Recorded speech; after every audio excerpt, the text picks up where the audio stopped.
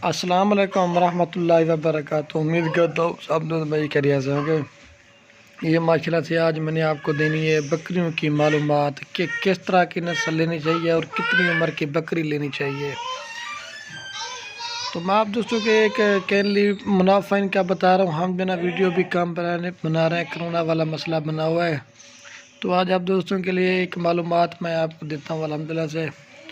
جو آپ بکری لینا کم سے کم جو کھیری ہو یا 2 دانت ہو، زیادہ سے زیادہ 4 دانت ہو، اور جو 6 دانت بکری لینی ہے یا گبھن ہو یا اس کے ساتھ بچے ہوں یا وہ کراس ہونے والی وہ نہیں لینی۔ جب تک وہ کراس ہوتی ہے 6 مہینے کے بعد جب بچی دیتی ہے وہ 8 دانت سے بھی اوپر ہو جاتی ہے۔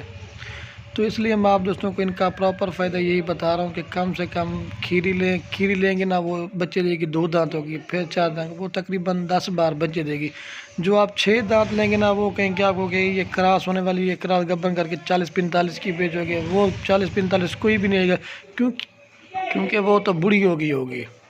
سب دوستوں کے میری التجا ہے کہ کم سے کم کھیری بکری لیں، 8 مہینے والی، 10 مہینے والی، اس کی بریڈ کروائیں، وہ آپ کو 10 بار بچے دے گی، اس کا منافع آپ کو زیادہ ملے گا۔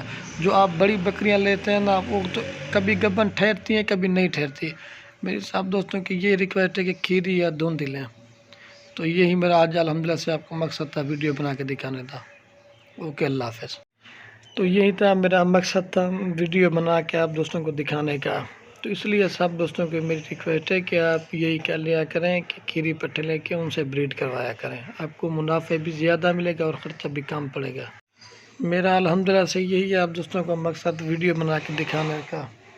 تو جو بڑی بکری ہوتی نا، وہ 1 کلو چارہ کھاتی ہے، اور جو چھوٹے 3 جانور ہیں نا، وہ جو بڑی بکری ہے نا، وہ 3 کے برابر اکیلی کھاتی ہے۔ یہ بھی میں آپ کو بتا رہا ہوں۔ اگر بکری 6 دانتوں کے ساتھ میں ہوتے ہیں بچے، اس کا فائدہ یہی ہوتا ہے کہ اس کے بچے بڑے ہو جائیں گے، وہ ہو جائیں گے۔